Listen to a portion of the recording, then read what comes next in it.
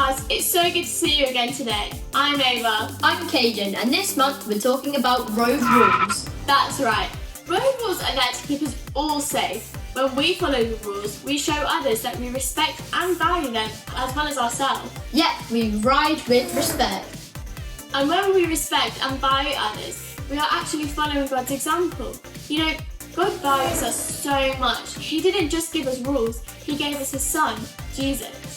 And He gave us the Bible, so we can learn more about Him. In the Bible, in a book written by Dr. Luke, it says, "Do unto others as you would want them to do to you." Luke wrote down lots of things that Jesus taught so that they could be shared with us. That's amazing, isn't it? Luke cared so much for others that he took the time to write down things that Jesus taught so that thousands of years later we can learn such important lessons. Yes, He treated us how we would want to be treated. Such a good lesson to learn. Let's go over to Story Lab now to find out more. Hey, welcome to Story Lab. Skylar, I got your beakers. Oh, thanks. Hey, could you finish this? Sure. Awesome. Trade you. This week, we're talking about respect, while we take a look at something amazing Jesus said. What am I even doing?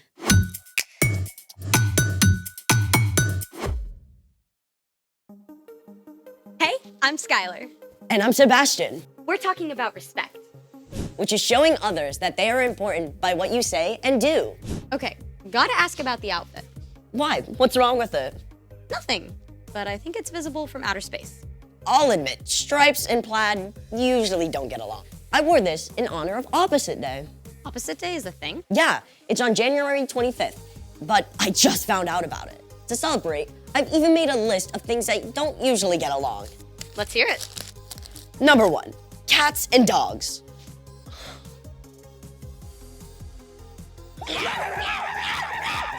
Number 2, heavy metal and polka music. Number 3, pickles and chocolate.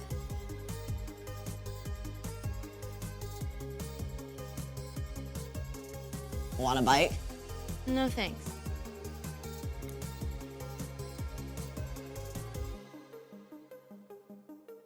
Number 4, water and oil.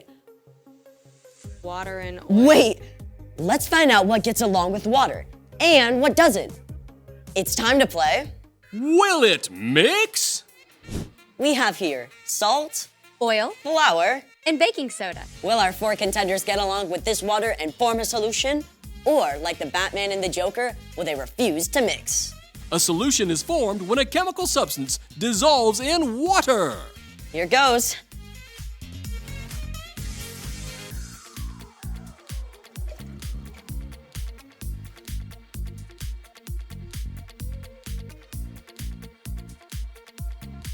It appears that our salt and baking soda have completely dissolved in the water. But it's clear that water and oil do not mix, and neither do flour and water. Sadly, they just don't get along. Let's try some more stuff. Honey,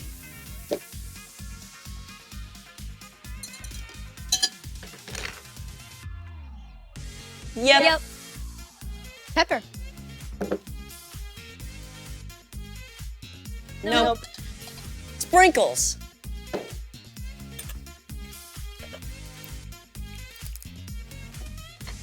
Yep. Nope.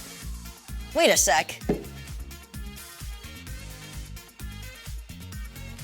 I think the color is dissolving off the sprinkles. But the actual sprinkles don't mix. So it's a yeah, no. Or a no, yep.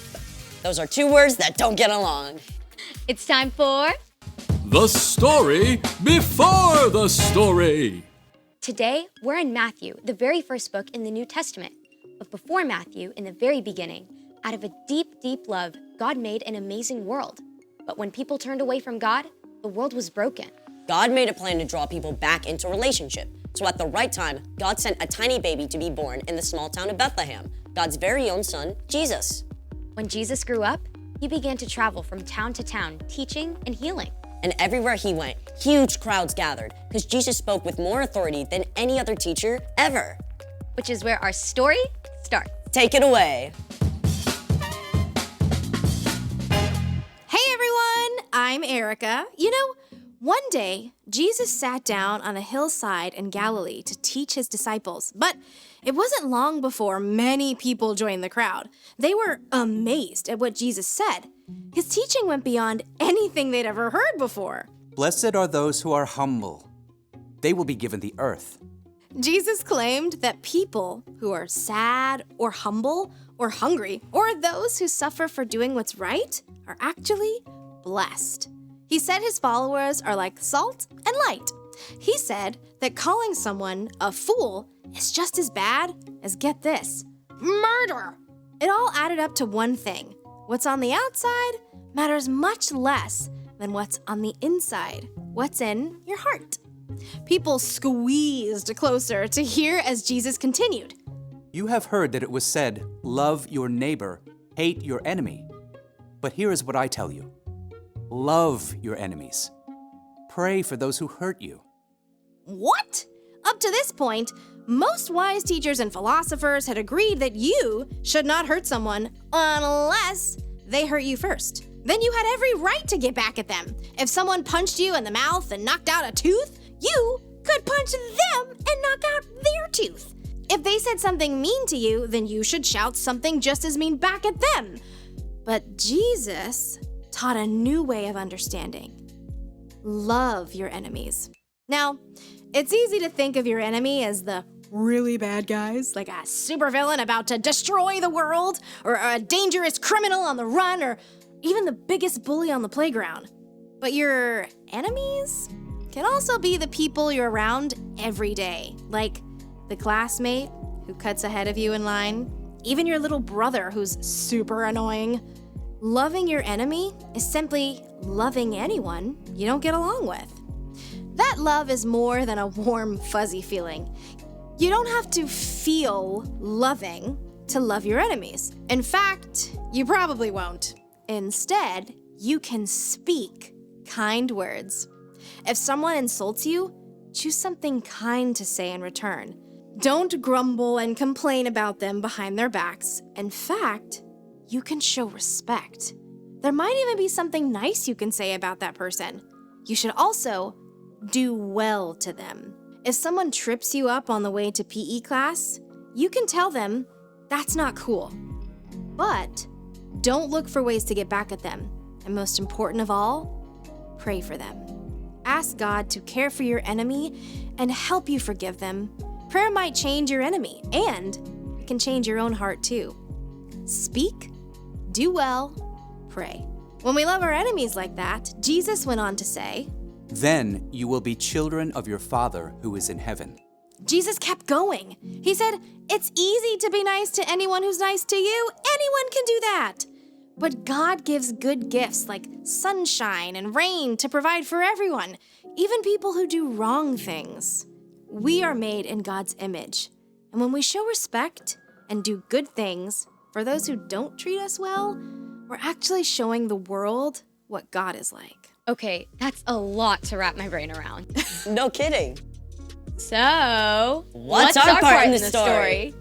Well, choosing to love your enemy is actually a really awesome opportunity. It's a way we can work with God to show God's love to the world. Like, maybe a kid on your soccer team keeps making fun of you when you don't block goals. Instead of saying mean things about them, you could cheer for them when they make a great kick. Or if your teacher loses patience and takes away recess for the whole class, even though it wasn't your fault, you could offer to clean up the classroom. It makes me think of my little brother. He drives me nuts because he's always borrowing my shirts without asking and getting stains on them. So what do? What I want to do is yell at him and mess his stuff up. But I could keep my temper and show him how to get stains out of them. Yep. You never want to let someone keep hurting you, but you can always respond with kindness. Exactly. It's not an easy thing to do for sure. But when we follow Jesus, we have the power of God's Spirit to help us speak kind words, do well, and pray for our enemies. Gotta respect that. See y'all next time. Bye, Erica. So here's the thing. Show respect even when you don't get along. Like plaids and stripes. Ew, what is this? For My dog is shedding. Hey, will it mix? Dog fur.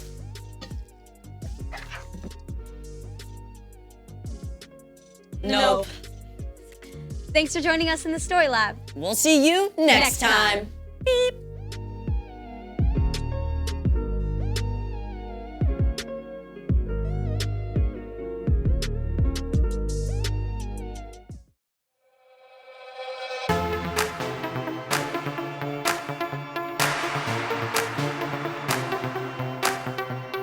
Show me how to love like you, treating others the way you do. Kindness in my thoughts and words, respect my neighbor, putting others first. Jesus, I thank you. I just wanna sing. You're all that I need. You say that I mean so much to you. You love me like a friend and help me through. So I will worship you in all I do. So I live my life to show that I know you're everything to me. You're everything to me. You're everything to me. So I live my life to show that I know you're everything to me. You taught us a brand new way to follow you in what we do and say. Jesus, you are for us. Help us be more like you every day. Jesus, I thank you. I just want to sing. You're all that I need. You say that I mean so much to you. You love me like a friend and help me through. So I will worship you in all I do. So I live my life to show that I know you're everything to me. You're everything to me. You're everything to me. So I live my life to show that I know you're everything to me. I'm gonna lift my voice to you. Jesus, you make me sing. I'm gonna live my life for you. You're everything to me. I'm gonna lift my voice to you. Jesus, you make me sing. I'm gonna live my life for you. You're everything to me. You say that I mean so much to you.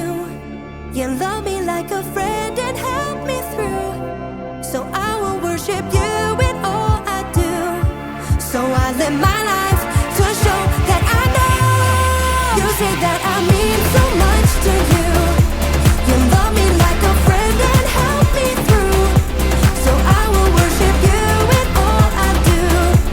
So I live my life to show that I know you're everything to me. You're everything to me. You're everything to me. So I live my life to show that I know you're everything to me.